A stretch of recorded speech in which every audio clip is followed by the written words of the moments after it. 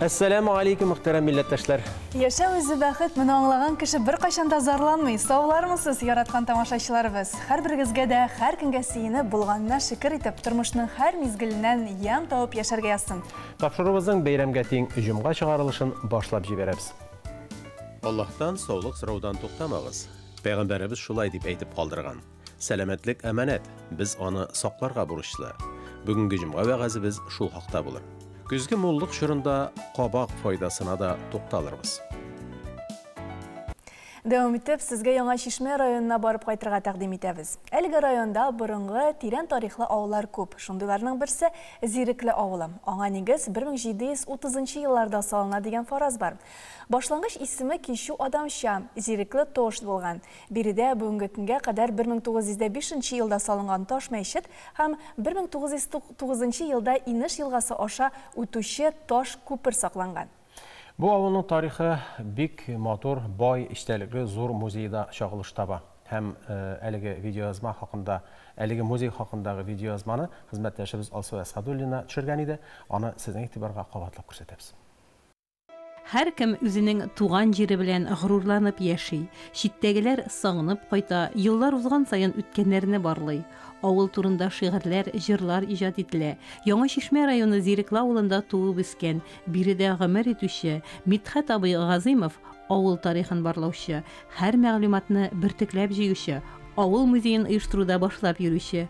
Үзе ул тарих укытучысы Гомәр Галиевич башлаган эшне дәвам иттем ди. Зирекле авылының кайчан барлыкка килүе һәм исеменең килеп чыгышына бәйле берничә версия бар. Рәсми чыганакларга караганда, безнең авыл 1730 елда барлыкка килгән дип күрсәтелә һәм билгеләнә. Тик Мидхәт абый авылга нигез элегрәк салынган дигән фикердә. 1771-1772 елларда Зирекледә, мәсәлән, 111 служилые татары күрсәтелә, 56 ясак түләгән кешеләр күрсәтелә, һәм 30 чукынган татар күрсәтелә. Бу бит инде 30-40 ел эчендә генә ул кадәр зур сан була алмый. Шуның өчен ышанып әйтәм, казынырга, эзләнергә һәм эзләнергә кирәк. Оның мақсаты беренче ревизская сказканы кулга төшереп өйрәнү. Ул язмалар Мәскәү, Санкт-Петербург архивларында саклана. Яшем олыгайды, алай еракларга барып йөри алмыйм шул хәзер ди. Беренче 8-нче ревизия материаллары анда. Табасы дип әйттем менә 1716 елга беренче ревизия сказка материалларын. Ул бит халык санын алу дигән сүз турыдан туры. Аларга кадәр барып җитә алмадым. Дөрес кайыр материалларны Түбәнмайын, татар Түбәнмайны авылында яшәүче Насиров Рафик Гумерович аның белән шөгыльләнде, ләкин аның материалларын мин өлешчә генә кулыма төшерә алдым.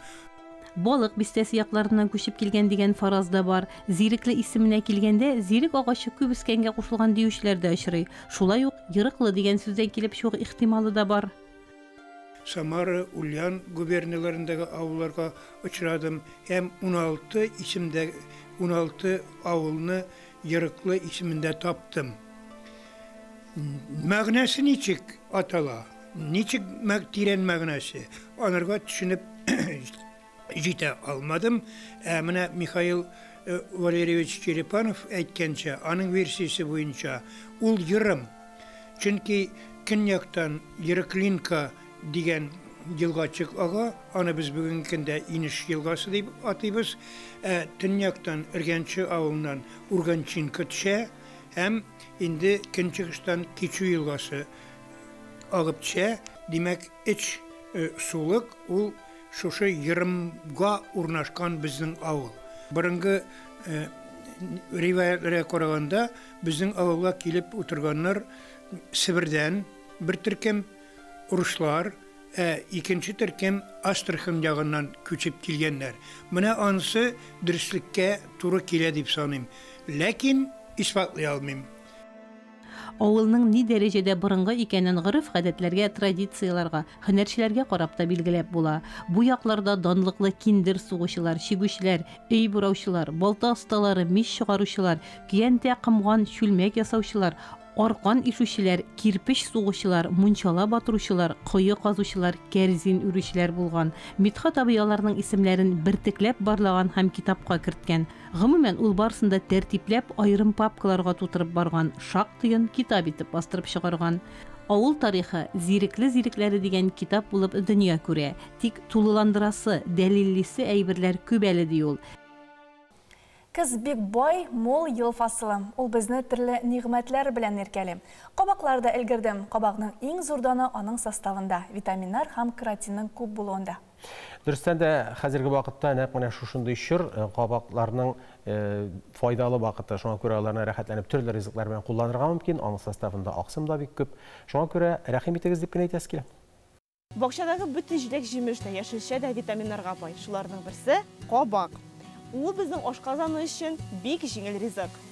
Кабакның туган җире Мексика. Биредә галимнәр аның борынгы орлыкларын эзләп тапкан. Тикшерүләр барышында табылдыкларга 7000 ел элек икәнлеге ачыкланган. Кабак 90%-ка судан турса да, анда витаминнар, аминокислоталар, оксым, углеводлар күп. Айрым алганда яшелчәдә А, С, Е, Д, П, П, К, Б төркеме витаминнары һәм сирәк очрый торган Т витамины да бар. Кабак, фтор, магний, бокыр, кальций, цинк, марганец, фосфор, йод кебек минералларга бай. Өстәвенә кабак бүлмә температурасында озак саклана ала һәм файдалы үзенчәлекләрен озак вакыт югалтмаска мөмкин. Кабак метаболизмны нормага китерә. Т витамины булу сәбәпле организмның май күзәнәкләре туплануга каршы килә. Шуңа күрә диетологлар кабакны еш ашарга киңәш итә. Калий югары булу сәбәпле бу яшелчәне куллану йөрәк кан тамырлары системасы өчен яхшырта һәм гипертония куркынычын киметә. Диетологлар кабак майын бавыр, бис, ут куыгы эшчәнлеген яхшырту өчен кулланырга киңәш итә. Кабак майын рационга кертү иммунитетны ныгыта. Ши кабактан чыгарылган сок кышкы чорда гриппны һәм солкын тию авыруларын профилактикалау өчен файдалы, чөнки ул бик яхшы антиоксидант.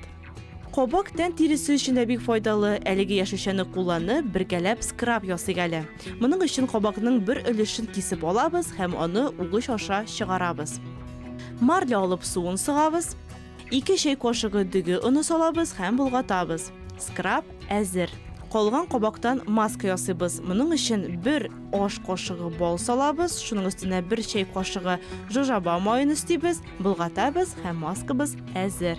Чиста биткә иң элек скраб сөртеп, биткә массаж ясыйбыз. Юып төшерәбез һәм масканы сөртәбез. 20 минут тотабыз һәм юып төшерәбез. Сау, сәламәт булыгыз. Biz barыбыз да төрле, ләкин бөтенебез дә Россия җирлегендә яшибез. Шуның белән без бердәм. Үз халкыңның тантасын, үзенчәлеге, рухы белән бүлешәсең киләме? Нәкъ синең өчен ТНВ халыклар мирасы конкурсын игълан итә. 15 октябрьгә кадәр фото һәм видеоларны безгә җибәр һәм 500 мең сум акча от. Тулырак tnv.ru сайтында. Эшләрегезне аш-су ustaсы, милли кием, милли бию, милли җыр, һөнәр иясе һәм махсус номинация балалар номинациясендә катнаша аласыз. ТНВ Татарстанда яшәүче халыкларның талантын күрсәтү нияте белән зур бәйге игълан итә. Халыклар мирасы. Бәйге номинацияләре: аш-су ustaсы, милли кием, милли бию, милли җыр, һөнәр иясе. Премиаль фонд 500 мең сум. Гаризалар 2023 елның 15 октябрьне кадәр кабул ителә. Тулырак мәгълүмат tnv.ru сайтында.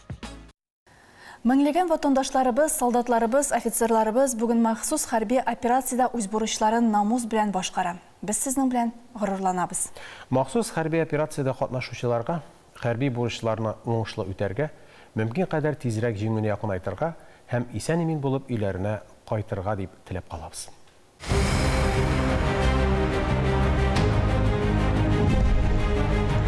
Максим Игоревич Михайлов, хәрби дәрәҗәсе өлкән лейтенант, вазифасы танк ротасы командиры.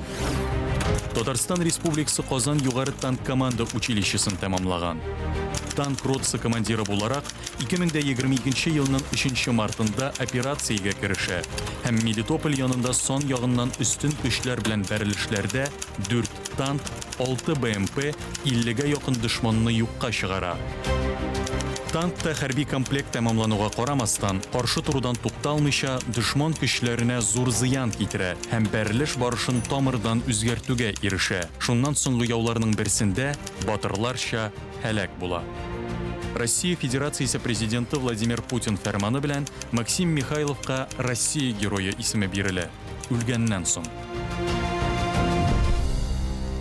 Без каһарманнарыбыз белән горурланабыз. Сәламәтлек безгә Аллаһы Тәгалә тарафыннан бирелгән олуг бер бүләк икәнен, без аны сакларга тиеш икәнен белергә тиешбез. Сәламәт тәндә сәламәт акыл дигән әйтем бар. Димәк, сәламәт яшәү рәвеше ислам дине кануннары белән тәңгәл килә. Бу киң таралган авыруларның күбесе элек мөселманнар арасында булмаган, чөнки алар һәр вакытта хәрәтле, гысле йөргәннәр, дөрес тукланганнар, харам кулланмаганнар. Пәйгамбәрбез Мөхәммәд Мустафа саллаллаһу алейхи ва сәлләмнең бер әйткән фикере безнең өчен һәр вакытта да актуаль булып яңгырый. Аллаһтан сәламәтлек саклаудан, сораудан бер кайчанда туктамагыз дигән. Ассаламу алейкум ва рахматуллахи ва баракатух. Һәр берегезгә Аллаһы Тәгаләнең сәламе, рәхмәте ва бәрәкәте булсын. Җомга көннәре мөбарәк булсын. Аллаһы Тәгалә теләгән теләкләребезне, кылган дугаларыбызны кабул итсен. Ул дугаларны кабул итүче, гөнаһларыбызны, хаталарыбызны үзенең киң рәхмәте белән гафу әйләсен. Ул гөнаһларны, хаталарны гафу итүче.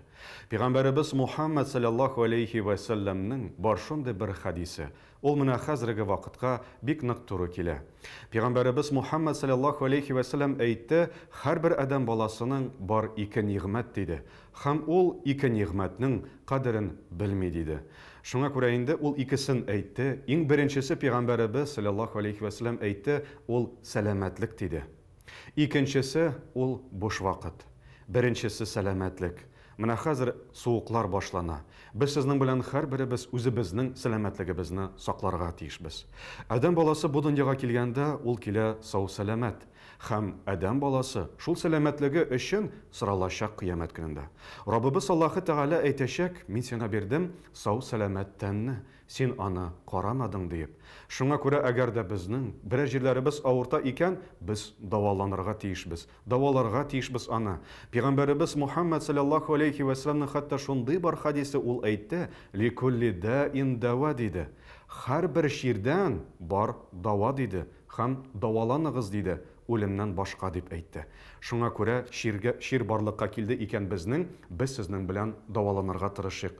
Аны битерик, даруларны эчик, табибка мөрәҗәгать итик, чөнки без үзебезнең өчен, үзебезнең сәламәтлегебез өчен Аллаһы Тәгалә каршысында җаваплыбыз. Без кыямәт көндә соралачакбыз. Икенчесе ул буш вакыт. Эх, шул буш вакытларны, аларны бүтән кайтарып булмый. Шуңа күрә без кайбер вакытта вакыты килеп җиткәч тегенә эшлибез һәм үкенечкә туры киләбез. Эх, буш вакытым бар иде бит. Нигә мин аны үтәмәдем? Нигә мин шул вакытта эшләмәдем соң, эшли башламадым шушы әйберемне дип без үкенә башлыйбыз. Пәйгамбәрбез Мухаммад саллаллаһу алейхи ва сәлләм әйтте, кыямәт көне алдыннан вакыт та тизәер диде. Вакыт бик тиз бара. Шуңа күрә без буш вакытларыбызга бик диккать белән карыйк. Анда ул да булса кирәкле эшләребезне, сәламәтлеккә булсын ул, эшебез буенча булсын ул, динебез буенча булсын ул, без аларны эшләргә тырышыйк. Чөнки кыямәт көнендә шушы ике нигъмәт өчен Раббыбыз Аллаһы Тәгаләнең каршысында безгә җавап кайтарырга туры киләчәк. Һәм инде әлбәттә Пәйгамбәрбез Мухаммад саллаллаһу алейхи ва сәлләм шушы ике нигъмәт өчен шөкр итәргә кушты. Сәламәтлегебезгә карагыз әле. Әлхәмдүлилләh дип әйтсәк, безнең сәламәтлегебез тагын да артыр. Чөнки Коръәни Кәримдә әйтелә, кемдә кем миңа шөкр итә икән бирелгән нигъмәткә, мин аңа артырырмын ди. Буш вакытларыбыз да иншаалла артыр. Шуңа күрә Раббыбыз Аллаһы Тәгалә сәламәтлекләребезне саклап, буш вакытларыбызны бушка үткәрмичә, хәерле, дөрес итеп үткәрергә насип әйләсен. Вассаламу алейкум ва рахматуллахи ва баракатух. Бу көннәрдә генә республикабызда Зур Бәлеш дигән зур фестиваль уздым һәм әлеге фестивальдә халкыбызның милли ризыкларында авыз итеп карап булдым. Шул хакта кунакханәдә сөйләшербез. Студиядә күренекле коллегабыз, алып баручыбыз, Татар мәдәнияте һәм ашлары халыкара ассоциациясе президенты ашсу устасы Резида Хөсәйнова һәм аның улы эшмәкәр Наил Хөсәйнов. Хәерле көн исәнсез. Исәнсез. Алейкум, исәнмесез. Ничегрәк хәлләрегез? Менә бу фестиваль узып китте бит инде. Ниндирәк хисләр? Аллаға шөкер. Хисләр инде шуның кадәр рәхәт. ник дисәгез уңышлы үтте. Бәлешебез, гөбәдиябез пешеп чыкты, төбедә килде, өстедә килде, һәм халыкта бик күп килгән иде. Моның кадәр булыр дип уйламаган идем. Күңелдә рәхәтлек хисләре, ул бит инде уйлаган эшеңне тормышка ашыру үзе бер рәхәтлек бирә бит. Анда күпме теге эшкә, моның күпме уйланылды, күпме эшләнелде. Һәр нәрсәгә теге балаларны җыю. Мич алдында кыймакларны пешереп тору, һәр бер нәрсәне, Аллага шөкер, Аллага шөкер. Һәр бер кеше дә инде теге уңай тәэсир белән киткәндер дип уйлыйм. Бу шатлык бер ләтә генә түгел, ике ләтә, өч ләтә шатлыктыр, чөнки бу бит гади гөбәдия генә түгел, бу метр ярымлы табадагы гөбәдия. Моның масштабы икенче төрле. Менә шуңа күрә Наил сездән сорыйм әле. Моның өчен бит инде махсус пич чыгарылды, әйме? Ресторанда. Мәскәүдән осталар килде. Шул осталар бер сүз шундый, бара да, карый да ерактан әйтә. Кешеләргә сөйләсәм, шок китәләр, шок була диләр. Шуннан да бер сыйыр дыгып пешерерлек пич бит инде ул. Кирпич менән транспорт белән килеп, кирпичләр бетә, шутла алмыйбыз кирпичне.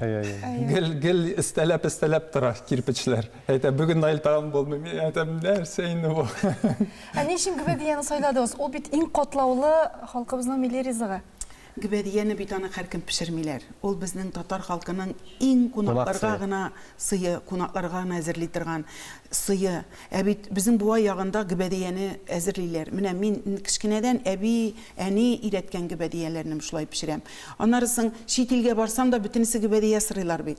Менә Резидә безгә гөбәдия пешер, инде безгә гөбәдия син пешергән гөбәдияне яшысы килә дип. Менә монда да инде теге республикада бәлештә пеште, бурай бәлеше дә пеште, пешерделәр, Аллага шөкер, пешекчеләребез, ашчыларыбыз, безнең осталар. Инде менә гөбәдия, үзебезнең буай ягындагы гөбәдияне пешереп халкымны һәм инде балаларны, укучы балаларны сыйлысы килде. Укучы балалар дигәннән алар бит инде шушы фестиваль кысаларында үзләренең эшләрен тәкъдим иттеләр. 12 уку йортларыннан килгәннәр иде менә. Менә алар турында да әйтеп узыйк әле. Нинди тәэсирләр калды? 12 уку йорты килде. Менә без бит инде хәзер рестораннарда ашчыларны, шын менә безнең кебек эшләгән ашчыларны таба алмыйбыз. Бу уларга стимул булсын дип. Алар бит менә мин инде бу әйберне икенче тапкыр үткәрәм училищелар арасында. Алар миңа гел шалтыратып тордылар инде.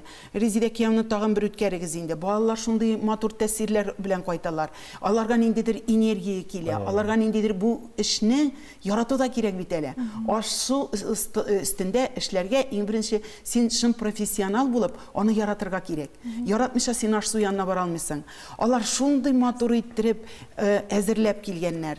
Нәрсә генә юк иде бит анда. Җырлап, биеп, менә алар иҗади якларын күрсәттеләр. Ризык турында матур иттереп сөйләделәр. Нәрсә әзерләгәннәрен. Әлбәттә, ул аларга инде менә бездә бит кайчандыр шулай булган. Бездә өйрәтеп калдырырга кирәк.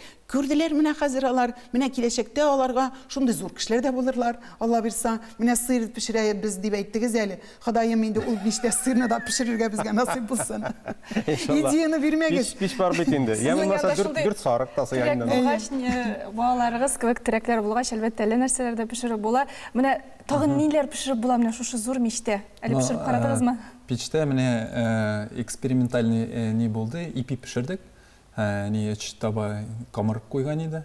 Табадан да яхшы гына тәмле генә нитеп ипи пеште.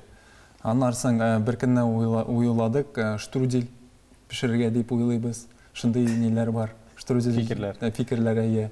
Алма бәлеше. Бөтен әйберне пешереп була. Шундый искиткеч пич килеп чыкты ул. Ризыкның тәме башка төрле буламы? Әйе, әлбәттә. Бик тәмле.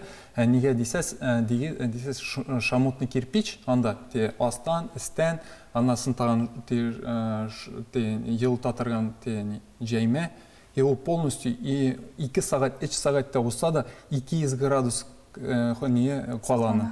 Температурасы. Гаҗәп икән. Менә якын чагына булса да санамадыңызмы? Күпмерәк кеше килгән иде гөбәдияне авыз итәргә. Метр ярымлы гөбәдияне. Бер 300 кеше килгән иде. Мин бит әле 85 бала чагымда бар иде. 300 кеше.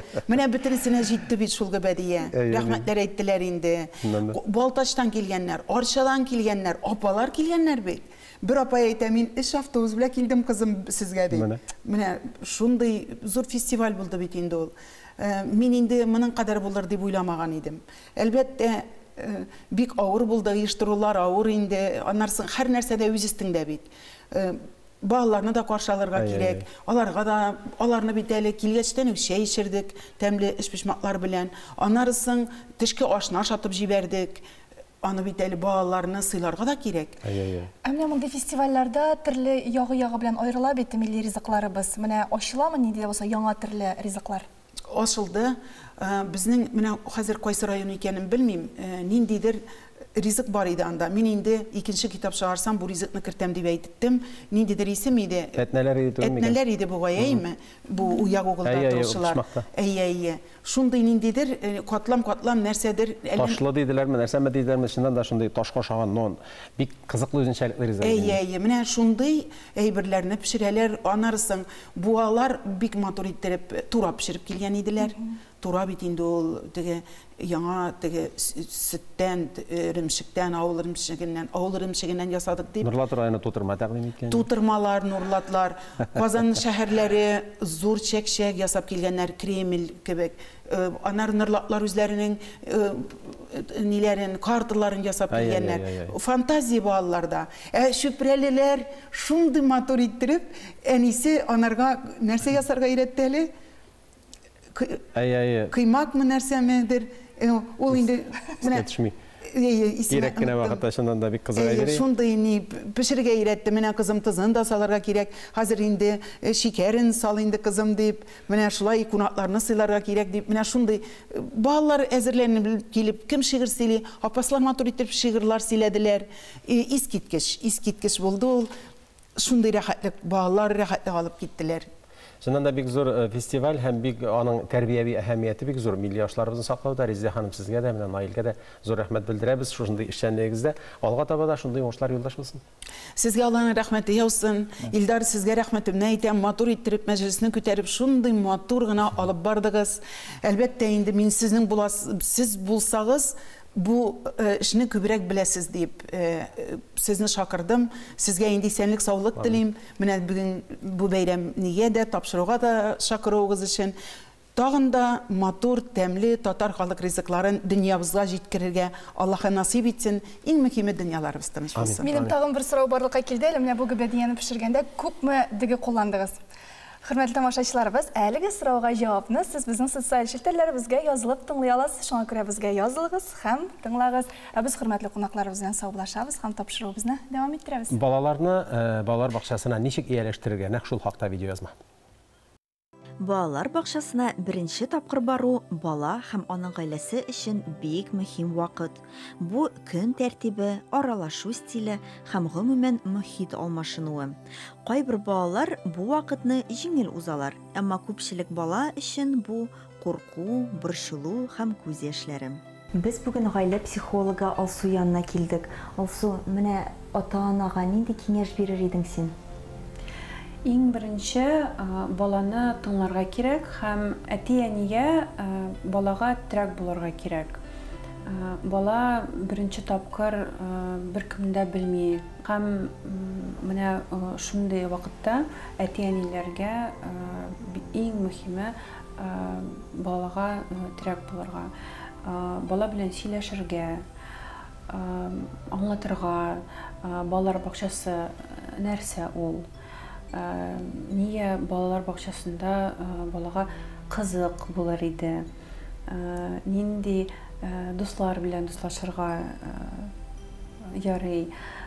Һәм балалар бакчасын шулай кызык итеп әйтсәм, реклама ясарга. Бала сиңа ышансын өчен әти-әни үзе тыныч булырга тиеш, әйме? Ул үзе дә ниндидер позитив карашта булырга тиеш балалар бакчасына. Беренчедән без аңларга тиеш, балалар бакчасында баланы 1-2 сәгатькә генә без алып барабыз. Бала әти-әнисендә шундый ышаныч, позитив мөнәсәбәтен күрсәткәч, бала ышана, әти-әни мине яхшы балалар садикына мине алып килде. Әти-әни мине монда яхшы тәрбиячеләр белән калдыралар. Әти-әни минем артыннан килә һәм мин өйгә кайтам. Шундый мөнәсәбәт белән балага әйтсәң, күрсәтсәң, балалар бакчасын адаптациясе яхшы булачак. Ул балалар бакчасын курыкмый. Иң мөһиме курыкмый. Куркмаскан. Алсу, бик зур рәхмәт сиңа киңәшләрең өчен. Һәм без дә нәни сабыйларга балалар бакчасына барып, күңелле көннәр уздыруларын телибез. Алдагы киңәшләрне дә күз алдында тотсагыз иде. Баланы соңгы итеп алырга тырышмагыз. Баланы бакчадан алгач та аның хәлләрен сорашыгыз. Көне буе ни эшләгән, шуның белән кызыксыныгыз. Тыңламасаң, балалар бакчасына илтәм мин сине дигән сүзләрне кулланмагыз. Куркыту сүзләре балада яхшы хисләр уятмый. Килешәсезме? Һәм соңгысы, үти алмаслык вәгъдә бирмәгез. Бүген балалар бакчасына барсаң, иртәгә өйдә калырсың. Вәгъдә иткәнсез икән, сүзегездә торыгыз. Һәм барсы да бик яхшы үтер. Кунакхана безгә рәхим итегез. Студиябызда кунакта күренекле язучыбыз, республикабызның Габдулла Тукай исемендәге дәүләт премиясе лауреаты Мәдинә Маликова. Хәерле көн исәмсез, Мәдинә апа. Хәерле көн исәмсез. Сезнең беренче тәбрик итәсебез килә. Менә 5 томлык сайланма әсәрләрегез дөнья күргән бу зур шатлык. Минем уйламча, бу инде 5 игезәк балаң туган шикелле буладыр әйме? Алай гына микән? Алай гына микән? Ана игезәк балаларны табып була торгандыр. Ләкин томлыкларны гел алай чыгарып булмый, кабатлап булмый аны. Монда проза әсәрләре кергәнме башлыча? Монда проза әсәрләре дип булмый, анда бер пьеса керде. Шул проза әсәрләре, башлыча түгел, фақат проза әсәрләре. Әзрәк хикәяләр, кайсы бер хикәяләр, повестлар һәм романнар. Мәдинә апа, сез ничә яшьтән бирле язасыз инде? Ой, Алла, мин унытканмын, беләсезме? Мин яза башладым, беләсезме? Мин яза башладым, телем ачылгаштадыр. Чөнки минем әнкәем өйрәтте мәктәпкә кергәнче хәреф танырга. Ул латин хәрефләре белән укыйды бит инде. Нәрсә дип әйтим, алфавитлар алышынып татарда, бездә татарда. Менә ул аларның бөтенесен дә үзләштергән, ләкин улча хәрефләргә авырлык белән өйрәнде инде. Мине латинча укырга өйрәтте башта, мәктәпкә кергәнче. Ул Тукай шигырьләрен укыйды, нидә латин хәрефләре белән иеме. Миңа телем ачылгачта укыйды Тукай шигырьләрен, менә бу Тукай шигырьләре дип. Әнкәем минем үзе дә шигырь яза иде. Шагыйрә булачак иде ул, әгәр дә бәхетле заманга туры килгән булса гомере. Менә соңгы елларда ниндирәк темалар кызыксындыра сезне, Мәдинә апа? Мин һәр вакыт менә хәзерге заман кызыксындыра. Үзем белгән, үзем күргән, үзем алар белән бергә кичергән вакыйгалар, үзем менә нәрсә дип әйтим, замана тормышымны чагылдырам. Миңа кайсы бер тәнкыйтьчеләр әйтәләр, син менә ел язмасын, безнең халыкның, милләтнең ел язмасын язып бардың әсәрләрендә дип. Һәм ул шулай да. Чөнки мин үз күргәнемне, белгәнемне, кичергәнемне, йөрәгем аша үткәргәнне язам. Уйланганымны, нәрсә дип әйтим инде, үземнең кичерешләремне, чөнки мин шул заманда яшәгән, үземнең замандашларым белән бөтенесен кичергән, менә шуларны язам мин.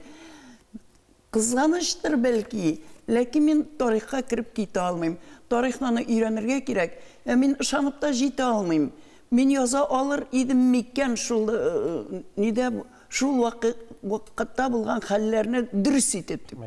Булай мин үзем күргән, үзем яшәгән, үзем кичергән булгач, мин аларны дөрес итеп язам дип уйлыйм. Һәр хәлдә шуңа омтылам, шуның өчен тырышам. Монда һәр бер томлыкта сезнең фотогыз бирелгән. Бу фотога карап, менә шушы китапта, шушы чорда язылган әсәрләр бар дип чамалап буламы? Ул безнең бераз гына хронологик тәртиптәрәк бирелде инде. Әзрәк чамалап була билгеле. Без аны сакларга тырыштык редакторлар белән. Күренекле язучы Лев Толстой былай дигән: произведения пишутся чем-то еще, кроме слов дигән. Менә сез моның белән инде әйтеп үттегез хис дигән. Дөрес әйткән, чөнки сердечный нәрсә дип әйтергә инде русча әйткәндә йөрәк тибеше белән аз языла ул. Шуннан да шулай. Хәзерге вакытта сезнең әле менә тагын шул хәтлек томлыклар чыгарга әсәрләрегез калгандыр. Алар бар, чөнки мин монда бик кирәкле дип санаган инде үзем өчен кадерләп бер дә кочактарда төшеп калды. Тагын ничә томга җитәр иде сезнең иҗат? Анда бит әле публицистикада бардыр, анда башка. Ул беләсез менә, публицистикада бик әскерә иде, ничек кенә сөйләсәң дә дигәндәй. Ләкин ул планлаштырылган иде башта 10 томлык дип. Миңа нәшрият, бу нәшриятка мең рәхмәтлемен моны чыгарган өчен. Минем 5 томлыкны чыгару турында уйымда да юк иде, башымда да, чөнки язган бер әйберемне мин чыгарып, халыкка җиткереп калдым. Укучыларыма җиткереп калдым. Менә язып та бетерә идем, мин типографияга барып, заказ да бирә идем. Үзем акча түләп чыгара идем. Һәм акча түләп чыгара идем. Типографиядан барып алам, еңемә алып кайтып бушатам, аннары кибетләргә таратам да, аның бәясе кайта иде миңа. Тиз арада кайта иде. Менә тиз арада кайта иде ул. Аннан калган акчага мин чыгарадырым 2нче томны. Чөнки нәшриятның аның үз планы бар. Мин язучы бер мин генә түгел бит. Татар әдәбияты бай ул. Мин барманда, юкманда дигәндә ул булай да бик бай. Шуңа күрә бер Мәдинә Маликованы ел сан чыгарып торырга нәшриятның мөмкинлеге булмаска да мөмкин. Анда мөмкинлеге булмаста дип уйлыйм. Бер язучыны ел сан чыгарып тора алмый, аның бар планы. План 2 ел алдан төзелә. Аның бар тәртибе. Ул тәртип дөрес әлбәттә. Ул бит минем өчен генә яратылмаган, ул барлык язучылар өчен дә эшләнгән эш. Менә шундый тәнкыйди, реалистик, акыллы фикерләр белән яшәгәнегез өчен рәхмәт, Мәдинә ханым, бу әйберләрне аңлап. Һәм без сезгә иҗади уңышлар телибез. Алга таба да яңа романнар, яңа повестләр, хикәяләр, әсәрләр басылып торсын. Бик зур рәхмәт сезгә. Бик зур рәхмәт. Менә әйтергә теләр идем тагын бер генә сүз. Бу томлыкларны яратып чыгардылар. Аны күргәч тә, күрү белән беләсең, монда хисләр бар. Мине ярату бар монда. Моның рәссамнары шундый матур итеп эшләгән. Редакторлары шундый әйбәт итеп эшләгән. Мең рәхмәт нәшриятка. Бу нәшрият тырышлыгы белән, нәшрият планнары белән, нәшриятның кушуы белән эшләнгән эш булды. Мең рәхмәт. Бу томнарны чыгарган өчен. Кушылабыз. Алга таба да шушындый язучыларыбызга хәйр-хаклы һәм игътибарлы булсыннар иде. Рәхмәт сезгә. Шулай бит. Исән саулыгына булыгыз, киләсе очрашуларга кадәр. Россия Ислам институтында без татарлар курслары башлана. Без татарлар курслары ислам буенча белем алу, татар телен үзләштерү һәм үстерү, Коръән укырга өйрәнү, татар тарихы белән танышу һәм тагын яхшырак белү өчен зур мөмкинлек булып тора. 3 ай дәвамында дәвам итәчәк әлеге кыска вакытлы курслар түләүсез оештырыла. Бу хакта Татарстан Республикасының Диния нәзарәте хәбәр итә. Милләттәшләребезнең дини тормышында тагын ниндирәк үзгәрешләр һәм яңалыклар бар? Булар хакында гадәттәгечә Дугалы җиһан сәхифәсендә хезмәттәшебез Ләйсән Гайнуллина сөйләп узар. Рәхим итегез.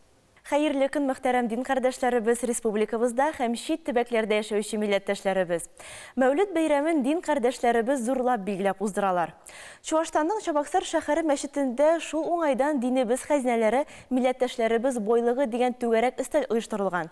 Татарстан, Мордовия республикаларыннан һәм Ульяновск өлкәсеннән килгән галимнәр, ислам дине белгечләре катнашында узган чарадан Рамис Сафин репортажы. Бүтін дүния татар конгрессының Оқтақолар шурасы рәисе Рәуф Аға Хәсәнов килгән халыкка мәүлүд айы кагыйдәләре хакында сөйли. Яшырын батырын түгел бит. Әле бүген күбебез аның тәртибен түгел, мәүлүд айының ни икәнен дә белми әле. Әлбәттә, бу гаип түгел. Безне бит 10 еллар буе башкача тәрбияләделәр. Мәүлид бәйрәме нәрсә ул? Пәйгамбәребезнең тормышын өйрәтә торган бер чара. Нинди генә чарлар һәм еллар булмасын, Чуаштан татарлары әби-бабаларыбыздан калган ялауларны үтеп, бәйрәмнәрен үткәреп килгәннәр. Авылларыбызда, шәһәрләребездә бу бәйрәмнәрне без үткәреп торабыз, һәм дә һәрбер йорт өчен бу бәйрәмне үткәрү ул бик зур савапка ия була торган эш. Мәчет имамы, оста оештыручы һәм шәһәр татарларын берләштерүче Минкадир хәзрәт бүгенге чарага Казаннан дин белгечләрен, галимнәрен чакырган. Алар арасында Татарстанның халык артисты Мингал Галиев та бар. Ул килгән халыкны матур тавышы белән мөнәҗәт әйтеп сокландырды.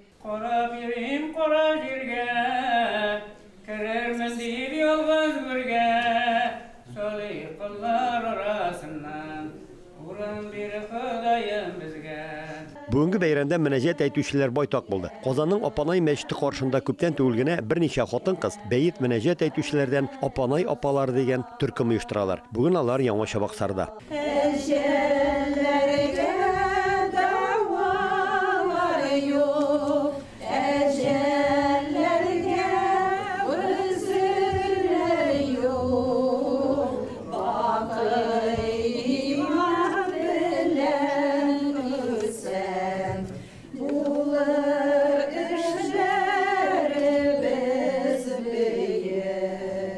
Яңа Чабаксарның үзендә дә мөнәҗәт әйтүчеләр күп. Шуларның берсе Райлапа Рәҗәпова. Biz münəccətlər ətəydi kirəkli mənə özümüzə kirəkli dağalarına ətəydi. Elə ki vaxtda şuna görə mənə evinin özünün səlati mənə də verilgənindir deyə bilirəm. Казанның Апанай мәчете имам хатибы Нияз хәзрәт Сабиров белдергәнчә, бүген яшьләрне традицион ислам дине нигезендә тәрбияләү иң зур бурыч булырга тиеш. Бүген без шиит гадәтләренең йогынтысын күрәбез, яшьләребез начар юлларга кырып китмәс өчен мәүлид мәҗлесләрен үткәрергә кирәк. Пәйгамбәрбез турында, аның күркәм әхлагы турында, аның күркәм гамәлләре турында сөйләргә кирәк. Яшьләр дә күп киләләр.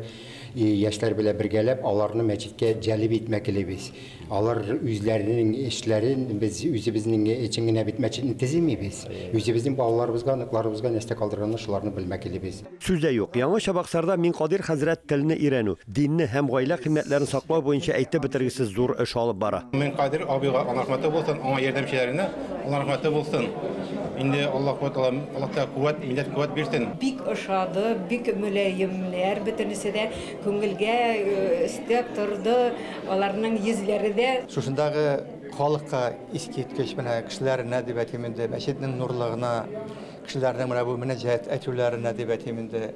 Бик шундый матур истәлекле хатирәләр күңелдә калды. Минкадир хәзрәт зак еллар дәвамындагы эшчәнлеген республика җитәкчелегендә югары бәяләде. Аңа Чуашстан дәүләт советының мактау грамотасы тапшырылды. Мәүлид бәйрәменә багышланган чара һәр вакыттагыча аш мәҗлесе белән тәмамланды. Үзенең 90 яшьлек юбилеен Җидепулат шәһәрендә гомер итүче милләттәшебез билгеләп үткән. Ләмига Әдһәм кызына Сыйрова Җидепулат өлкәсенең Бескарагай районы Башкүл авылында туган. Педагогик белем алгач 30 елга якын туган авылында казак телен укыткан. Бүген ул лаеклы юлда оныкларын тәрбияли. Ләмига Насыровада кунакта хәбәрчебез Әдилә Тохватова булып кайтты. Ләмига Әдгам кызы бөтен гомерен балаларны укытуга һәм тәрбияләүгә багышлый. Тормыш иптәше белән 3 бала, 8 онык һәм 4 онык баласын тәрбияләп үстергәннәр. Менә 4нче буын инде бездән таралып жата, Аллага шөкер. Ошы балаларымның Алла миңа кызыгын күрсәтсен, ошыларны күреп куанам, ошыларга мәз булам. Уларның бәхтен бирсен. Шуларның ортасында үземдә шуларның куанычын күреп кенә яшәүгә Алла насыйп итсен дип телим. Хөрмәтле Ләмига Әдгам кызы, Татарстан Республикасының Казакстан Республикасындагы тулы хокуклы вәкиллеге һәм шәхсән үземнең исеменнән сезне 90 яшьлек юбилеегыз белән ихлас тәбрик итәм. Ошында яшькә җитеп, сезләрнең сыйлаганыгызның аркасында, халыкның аркасында яшәп ятам. Казакстаным гөлләнә бирсен, яши бирсен. Ләмига әби 1933 елның августында Башкүл авылында туган. 30 ел дәвамында казак теле укытучы булып эшли. Хәзер ул лаеклы ялда. Бүгенге көнгә кадәр барлык шәкертләренең исемнәрен хәтерли. Үз яшьлеге һәм туган авылы турында хәтере белән яши. Аның борынгы ата-бабалары Казаннан күчеп Казакстанда Башкүл авылына нигез салганнар. 1нче сыйныфка җирле мәктәпкә ул 8 яшендә укырга керә. Шул ук 1941 елда аның әтисен фронтка җибәрәләр. Сталинград янындагы сугышта ул хәбәрсез югалган. 41 жылы әти сугышка киткәндә мин 8 яшымда калдым, абыем 12 яшымда калды. 12 яшында калды.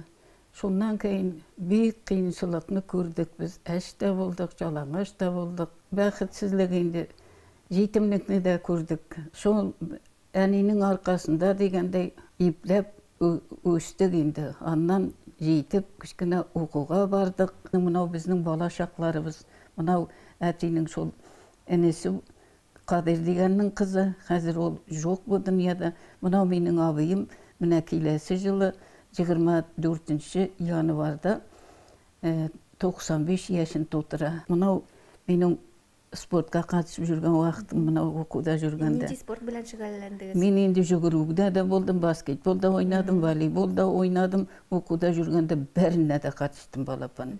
Әңгәмә барышында Ләмига әби аның кебек яхшы хәтерне ничек сакларга кирәклеге турында уртаклашты. Мен инде балам яшь вакытымда таза тамак ашадым авылда. Тәттәмір, козгалак, жуа, жаяу күп жүрдім балам. Зайымкада тұрдық, Зайымкада 7 шақырым жерінде жалан аяқ жүріп, сиыр буы қазғанша суықта жүребіз. Алланың берген яшы деп ойлаймын енді балам. Бала уақытымыздағы көрген ашаған тамақлар шығар деп, жаяу жүргенлерімнің де файдасы болғандыр. Қазір Құдайға шүкір, құлағым да иште балам. Ләмига Насырова һәр вакыт зур игелек һәм җылылык белән килгән кунакларны каршы ала һәм әлбәттә үзенең тормыш тәҗрибәсенә таянып, яшь буынга дөрес киңәшләр бирергә тырыша. Мен инде кыйынчылыкларны күрдем, сугыштың да жуан ортасында булдым. Жетимчилекне дә күрдем, әшлекне дә күрдем, жалаңашлыкны да күрдем. Берәүне дә рәнҗемәдек. Алланың аркасында оқуны бітіріп, ел қатарлы қызмет ішледім, балалар тәрбиеледім, Аллаға шүкір. Яшьләргә динләренә саулык телим, бәхетле булсыннар, жыл тыныч булсын, минең яшемне бирсен. Без дә Ләмига Адгам кызына исәнлек, саулык, бәхетле озын гомер телибез. Бүгінгі жеткерәсе мәгълүматлары менә шулар иде. Исән-имин булыгыз, бәйрәмгә тең җомга көне мәбәрәк булсын. Кеше изәл була алмый, кәефсезләнгән, ачуланган чакларда булмыйча тормый. Ачуны ничек җиңәргә? Монда ишракта Пәйгамбәрбез Мөхәммәд саллаллаһу алейхи ва сәллям басып торган кешегә утырырга киңәш биргән, утырган кешегә ятырга кушкан. Булышмаса салкын су белән тәһарәт алып чыгарга киңәш иткән. Дөрестән дә шактый гына кыен инде ул ачуны басып, үзеңнең сабырлыгыңны саклап калу һәм менә бүгенге имам сүзе сәхифәсе, Пәйгамбәрбезнең хәдисләрен тәртишле торган сәхифәбез нәкъ менә шуңа багышланачак. Ассаламу алейкум ва рахматуллахи ва баракату, хөрмәтле җәмәгать. Җомга көннәребез мүбәрәк булсын. Аллаһ Тәгалә җомга көнен һәм киләчәк барча көннәрне безнең өчен хәерле, бәрәкәтле, тыныч, имин көннәрдән кылса иде. Мөхәммәд саллаллаһу алейхи ва сәллям әйтеп калдырган бер хәдискә тукталасым килә. Аллаһның илчесе саллаллаһу алейхи ва сәллям әйтте: "Ләйсә аш-шадиду бис-сур'a, иннама аш-шадиду аллази ямлику нафсаху 'инда ал-'адаб." Көрәшкән вакытта башкаларны җиңүче физик яктан көчле кеше көчле түгел. Ачу килгән вакытта үз-үзен кулда тоткан кеше көчле диде. Бу хадис Бухари хадисләр җыентыгында риваят ителә. Мөхәммәд саллаллаһу алейхи ва сәллям аңлатуынча, физик яктан көчле булган, авыр нәрсәләрне күтәрә ала торган, яки ярышкан вакытта, көрәшкән вакытта җиңүче кеше ул көчле түгел. Ачу килгән вакытта хисләре ташып чыгам дигәндә үз-үзен кулда тотып алган кеше көчле булып санала. Ислам дине аңлатуынча, ачу ул бик тә начар сыйфатларның берсе булып тора. Чөнки кеше хискә бирелеп ачуланса, аның акылы сүнә. Ул инде акылы белән фикерли алмый башлый. Үзенең хисе белән генә эш итә. Бик күп кешеләр ачуга бирелеп башка кешеләргә зыян китерделәр. Һәм ахыр чиктә бик нык үкенделәр. Ягъни ачуга биреп гамәл кылу үкенечле начар гамәлләргә китерергә мөмкин. Шуңа күрә дә Мөхәммәд саллаллаһу алейхи ва сәллям үзенең янына киңәш сорап килгән бер кешегә булай дип әйтте: "Ла тағдаб, ачуланма, ачуга бирелеп гамәл кылма" диде. Шуннан соң бу кеше яңадан Мөхәммәд пәйгамбәр янына килде дә тагын киңәш сорады. Аллаһның илчесе аңа "Ла тағдаб, ачуланма" диде. Бер никадәр вакыттан соң бу кеше: "Мин Мөхәммәд пәйгамбәр әйткән киңәш турында фикерләдем һәм ачуның бик тә начар гамәл икәнлеген, бик тә начар нәтиҗәләргә китерү турында аңладым" диде. Кызганычка каршы безнең җәмгыятьтә кайбер кешеләр ачуланып үзләренең балаларына, хатыннарына һәм тирә-юньдә булган кешеләргә зыян китерәләр. Кайбер кешеләр ачуга бирелеп балаларын имгәтәләр, кул күтәрәләр һәм үкенерлек гамәл кылалар. Менә шундый нашар нәтиҗәләргә, менә шундый үкенечле гамәлләр кылмасын өчен мөмин мөселманнар шушы хәдис белән гамәл кылырга тиешләр. Бу хәдис белән гамәл кылу безне бик күп нашар, аянычлы, үкенечле нәтиҗәләрдән саклап алачак. Аллаһ Тәала барчабызга да күңелебезне тәрбияләргә ярдәм итсә иде. Һәм хискә бирелеп, ачуланып китүдән сакласа иде. Җомга көннәребез мүбәрәк булсын. Ассаламу алейкум ва рахматуллаһи ва баракатух. Җомга көне хәер көне сәхифәсенә керешәбез һәм шулардан студиябездә кунакта Кеше приюты проектының химиячеләр шурасы рәисе, эшмәкәр һәм җәмәгатьчелесе Ильяс Гыймадов. Хәерле көн итәбез. Хәерле иртә. Сәләмсез. Ильяс, менә республикабызда атнаны яхшылыктан башла дигән акция бара. Менә ул акциядә кемнәр катнаша ала? Әйе, менә бу акцияны без күптән түгел генә башлап җибәрдек. Без инде менә өлкәннәр көненә багышлап, без бит инде беләбез, безнең өлкәннәр декадасы бара әлеге вакытта. Бу акцияда кемгә хәйриячелек, кемнең ярдәм итәсе килә, шул компаниялар, төрле сәясәтчеләр, җәмгыять эшлекләре һәм эшмәкәрләр катнашалар. Менә бу кеше приюты дигәне турында да сөйлик әле. Анда сезнең эшчәнлек нидән гыйбарәт? Кеше приюты дигән проектта инде мин 4 елдан артык катнаштым. Катнашам. Бүген көндә без бу проектка 5 ел булды. 13 сентябрь көнне 5 еллыгын үткәрдек. Приютчыларның кеше приютының. Бүген көндә безнең Татарстан буенча 16 пунктыбыз бар. 16 пунктта көн саен 2000дән артык кайнар ризык таратабыз. Безнең инде күбесе 80-90% ул безнең әбиләр, бабайлар. Алар инде теге пенсия яхшы, ләкин ул әбиләрнең, бабайларның үзегез беләсез, авырулары күп. Авырулар ала башлагачтан инде аларның ризыкка җитеп бетмәскә мөмкин. Шуңа күрә без инде аларны пунктларны ачабыз. Монда инде күп ярдәм эшмәкәрләрдән килә. Бүген көндә без үзебезнең сообществоны башкарып җибәрдек, башлап җибәрдек. Монда эшмәкәрләр 240 эшмәкәр керә бүген көндә Россия, Татарстан буенча һәм Казан буенча. Шушы эшмәкәрләр инде ай саен керткән акчадан без яңа точкалар ачабыз. Әле күптән түгел 30 сентябрьдә Аметьевда 7-нче точканы ачтык, Казанда 7-нче точка, Татарстан буенча 16-нче точка булды. Инде һәр октябрьдә план буенча Кировский районда турышлык ачырга, ел ахырына кадәр тагы берничә точка шуннан ачырга исәптә бар инде безнең. Билгеле, менә эшмәкәрләр акчалата ярдәм итә инде. Әмма акчасы булмаган, ләкин ярдәм итәргә теләгән көчле булган кешеләр дә бар. Аларга нишләргә? Әлбәттә, бик күп кешеләр ярдәм алып килә, киемнәр җыябыз. Менә күп кешенең инде хәзерге көндә кемнеңдер размеры туры килми башы, кемнеңдер модасы чыга. Безнең полкада инде яхшы киемнәр ята, без аны кия алмыйбыз, тегендә монда күчереп йөртәбез. Менә шундый киемнәрегез булса, сез аны можете алып килергә безнең һәрбер точкага. Безнең инде центральный дип әйтәбез, инде үзәк точка бар, Бурхан Шаһиди 26, анда инде без киемнәрне кабул итәбез. Хәзер тем более җылы киемнәр, кышка керәбез, җылы киемнәр, аяк киемнәре, әгәр дә сезнең туры килми торган булса, аларны алып килә аласыз. Шулай ук менә без өлкәннәр көненә продуктовый наборлар дип әйтик инде тараттык. Анда инде безнең шулай ук эшмәкәр, теге авыл җирлегеннән бәрәңгеләр алып килделәр, кәбестәләр алып килделәр. Без аларны инде теге гышыр садакасы дип әйтәләр инде. Андыйларны да китерделәр. Без инде аларны җыеп әбиләргә менә пакетлар тараттык. Анда безнең меңләгән пакет булды. Бер көн эчендә без Казан буенча эшләдек инде без моны. Әле бит алар арасында, менә сезнең ярдәмгә мохтаҗ кешеләр арасында бомбажлар, ягъни суккайлар да бар. Менә аларның мәсьәләләрен ничек хәл итәләр? Күпме алар? Алар бар, ләкин алар бик күп түгел. Бүген көндә инде безнең социаль патруль дигән машина эшләп Казан буенча. Әгәр дә кайда да булса сукбайны күрәләр икән, безгә шуңа шалтыраталар. Безнең машина килеп ала, алып килеп аны җуындыралар, паспортлары булмаса документларын восстанавливать итәләр. Һәрбер тарих ул үзенчәлекле. Бар шундый историялар, кешеләр Казанга эшкә дип килеп, документларын югалтып, урамда калып, шул сукбай хәленә төшкән кешеләр дә бар. Кемнәрдер инде мошенниклар алдалап, квартирасыз калдырып урамда калган кешеләр дә бар. Без аларны инде яхшы тормышка кире кайтару өстендә эшлибез. Социализация дип әйтик инде.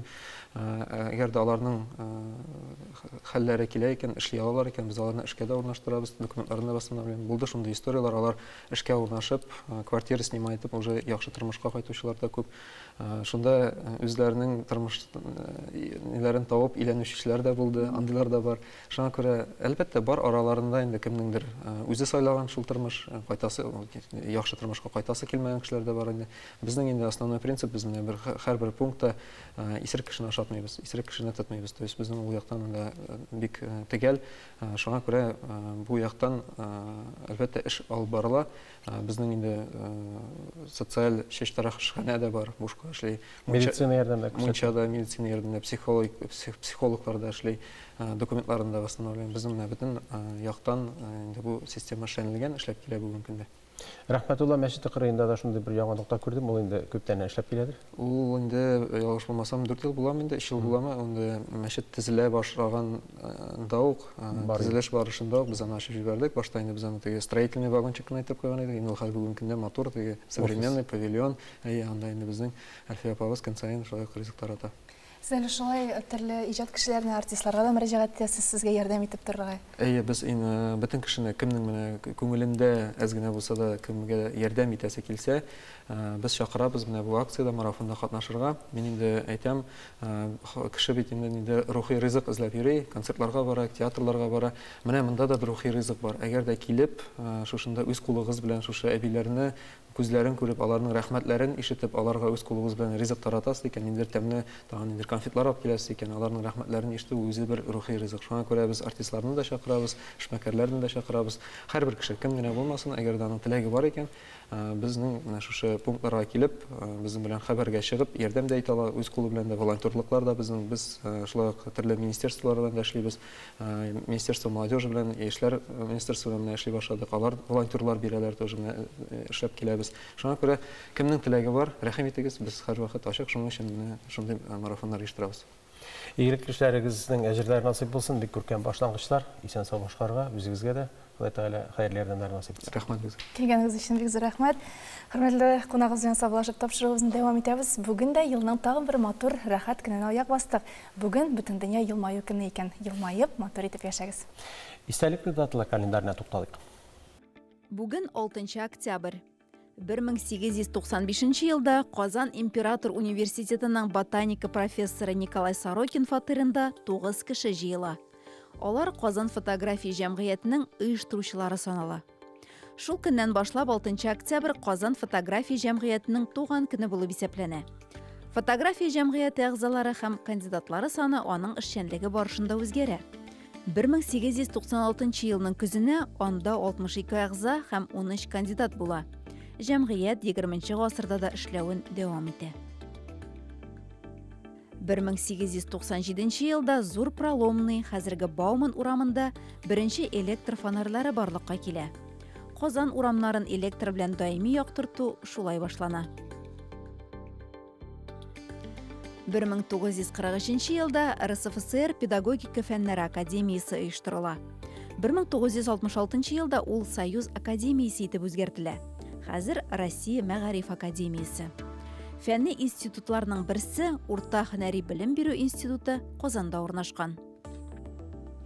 1945 елда СССР Халык комиссарлары советының 13 апрельдәге карары нигезендә ачылган Казан дәүләт консерваториясендә дәресләр башлана.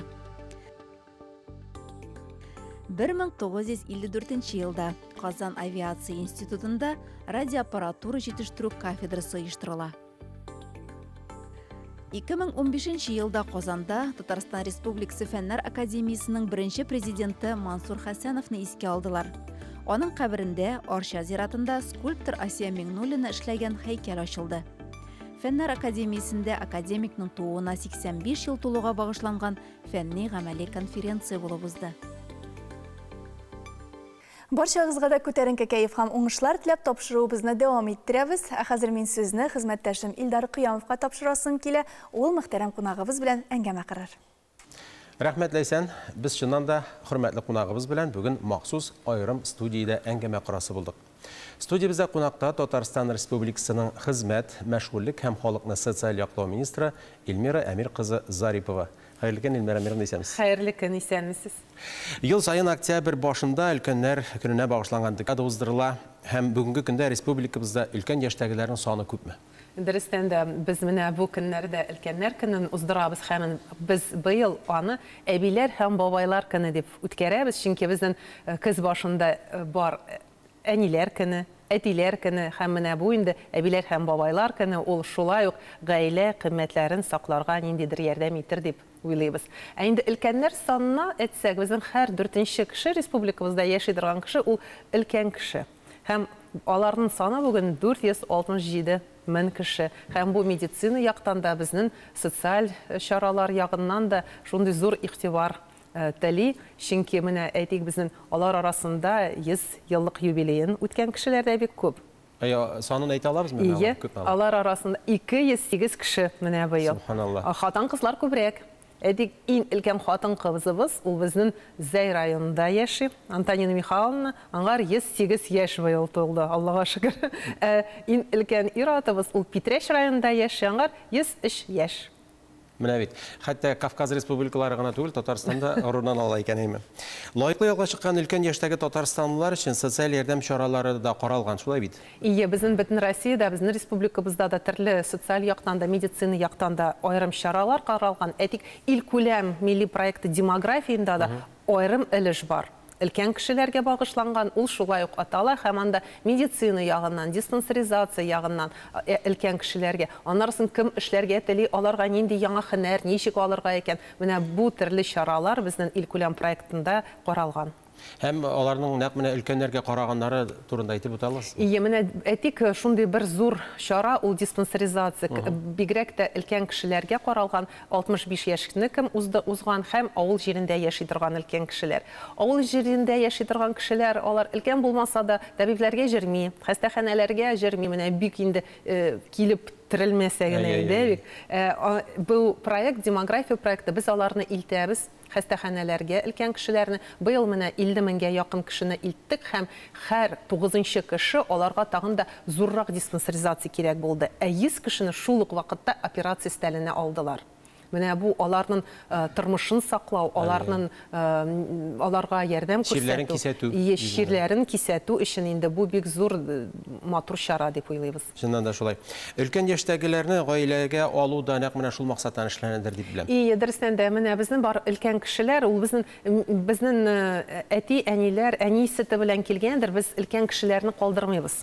Авыл җирендә бигрәк тә күршедә бар икән ялгыз өлкән кешене, без аны карыйбыз. Менә шул проект шуңа каралган. Һәм без ел сайын 30-32-38 кешене, өлкән кешене, ялгыз өлкән кешене интернатка җибәрмәйбез. Аларны күршеләр карый. Һәм бу акча мәсьәләсе түгел. Без түләйбез 6 меңнән 10 меңгә хәтле ай сайын шул кешеләргә. Ләкин инде бу күбрәк ачык йөрәкле кешеләр менә бу эшне генә алып бара ала. Шуннан да шулай, менә пенсия алды яшендәге кешеләр еш кына актив һәм үзләре дә эшләргә телиләр. Нишләп мине эштән тыясыз әле дип урышчылары да була, әйме. Олы яшьтәгеләрне яңадан укыту һәм ниндидер бер тагын мәшгульлек программалары бар. Бар шундый программа, без аларны укытабыз һәм яңа һөнәр бирәбез. Кем тели ел сайын 1,5–1,700 менә быел инде 1000 кешене укыттык һәм алар бухгалтерия, хисап, финанс өлкәсендә укыйлар һәм аннарысын эшлиләр, аннарысын әйтик контролерлар, администраторлар булып һәм эш бирүчеләр шундый эшчеләрне бик яратып алалар. Чөнки алар дисциплинада, алар үз эшен бик тәртип бозмыйлар, үз эшен бик матур гына эшләп баралар. Җаваплы рәвештә. Республикада өлкән яшьтәге татарстанлылар өчен декада уңаеннан ниндирәк чаралар оештырылачак аларында? Бөтен республикабызда иң төрле матур чаралар, һәр муниципаль районда концертлар, өлкәннәр белән очрашу, мәктәпләрдә бигрәк тә. Чөнки алар безнең өчен үрнәк булалар, үрнәк булып торалар безнең балалар өчен. Һәм без күрәбез, шулай ук әйтик ярминкәләр, авыл хуҗалыгы ярминкәләр, алар инде бигрәк тә хәзер кышка керәбез һәм инде ташламалар каралган. Аннарсын мәдәният ягыннан һәр декада төрле клублар, төрле оешмалар эшләп бара өлкән кешеләр. Кемдер бии, әйтик менә 2 октябрьдә Казан Кремлендә зур күргәзмә ачылды. Анда төрле рәсемнәр, өлкән кешеләрнең ясаган әйберләре, иҗаты күрсәтелә һәм без бөтенегезне дә чакырабыз. Һәм инде бүген безнең мәдәният министрлыгы белән шундый зур проект өлкән кешеләр өчен без алып барабыз быел. Һәр музейда каралган экскурсиялар шалтырата аласыз һәм языла аласыз. Шундый зур шәхесләр белән очрашу, язучылар белән, музыкантлар белән очрашу. Чөнки өлкән кешеләр шундый иҗади очрашуларны алар бик көтеп, яратып карыйлар, җырлыйлар. Шуннан да шулай, Эльмира ханым, менә без бит инде бу көннәрдә өлкәннәрне ихлас күңелдән тәбриклибез. Сезнең тарафтан да шундый җылы котлаулар ишетсәк иде. Ихлас күңелдән мин барлык өлкәннәребезне шул бәйрәм белән тәбриклим һәм бөтенебезгә дә зын-зын гомер, сау-сәламәт булыгыз, балаларыгызның, ныкларыгызның бәхетен күреп яшәргә насип булсын. Амин. Илләребез көннәребез тыныч булсын дип тәэсис килә. Бик зур рәхмәт сезгә, Эльмира Мировна, бу әңгәмәгез өчен. Эшегездә үзегезгә дә уңышлар телибез. Рәхмәт. Тапшыруыбыз үз эшен дәвам иттерә.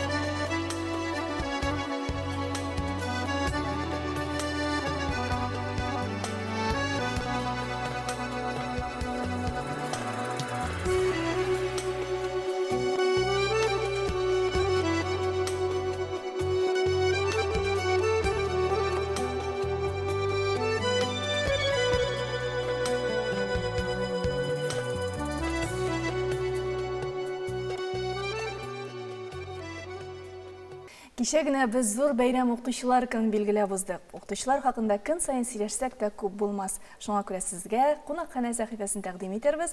Анарда да сез укытучылар хакында бар.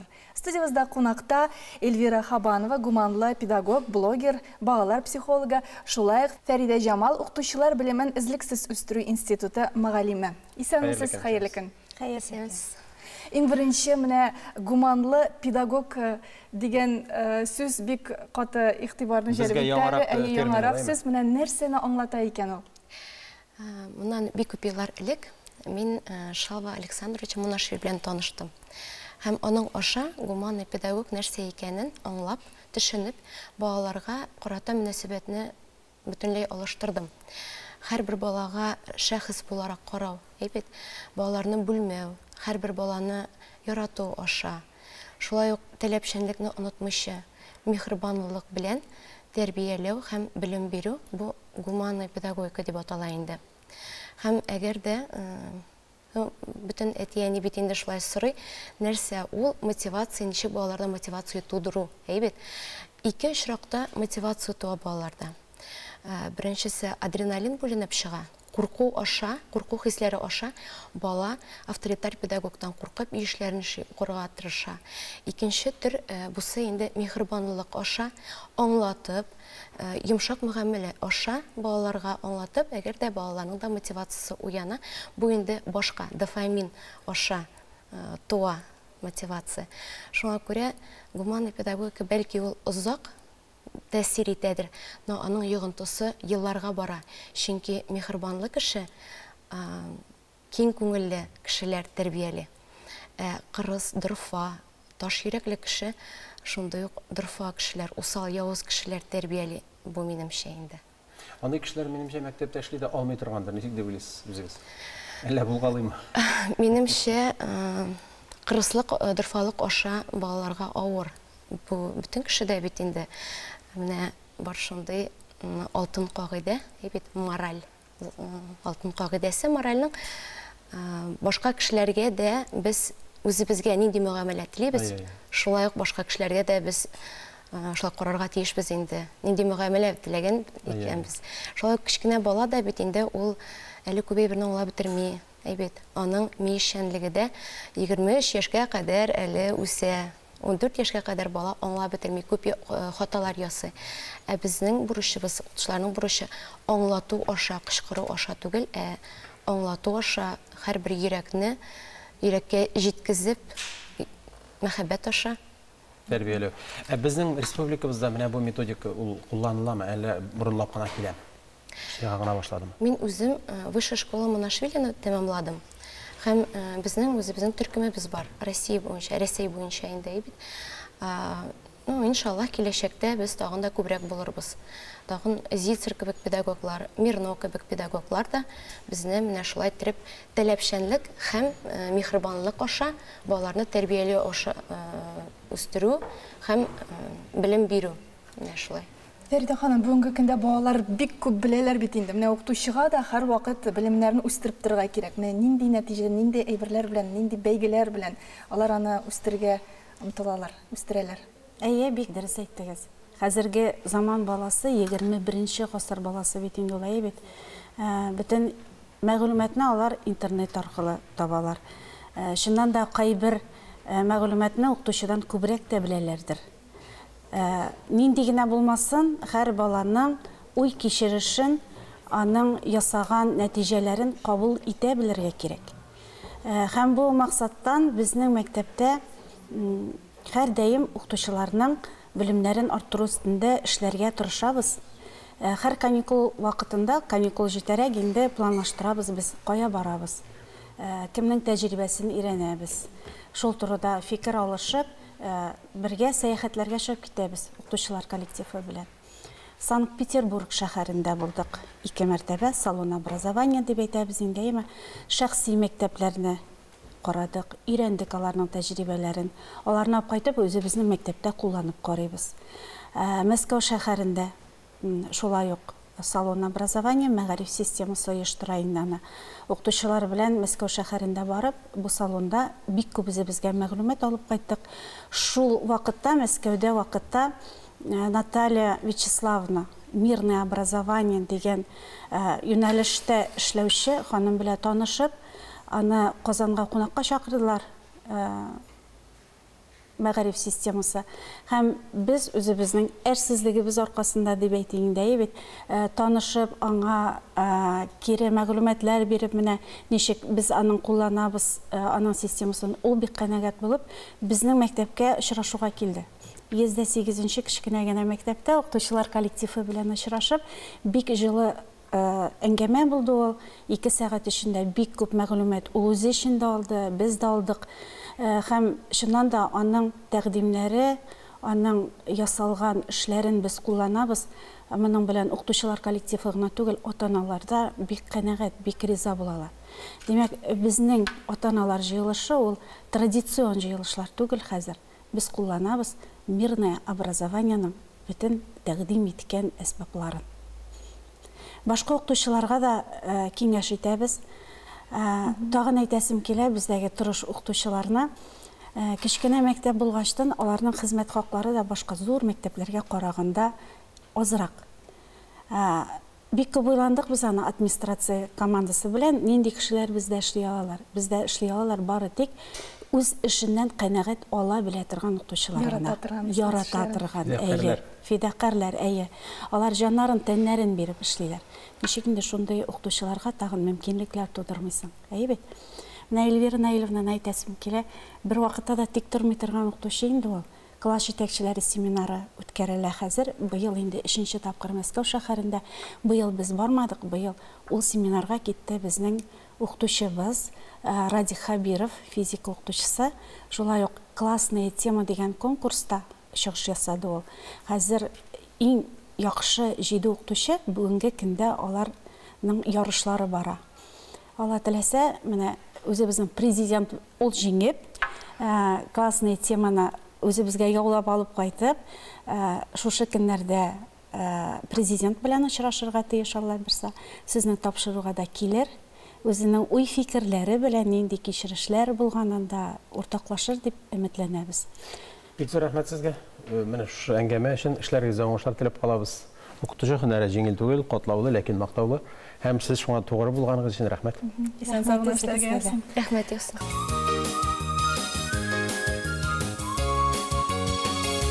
Дөньяның матурлык кына түгел, ә кешенең матур эш гамәлләре кыткара. Җомга көне дөньяларга тынычлык, йөрәкләргә чисталык, рухларыбызга ныклылык, гамәлләребезгә дөреслек китерсен иде. Барыгызга да нурлы көннәр, хәерле гамәлләр теләп тапшыруыбызны төгәллибез. Исәнлектә, саулыкта күрешүләр насыйп булсын. Саулыгыз.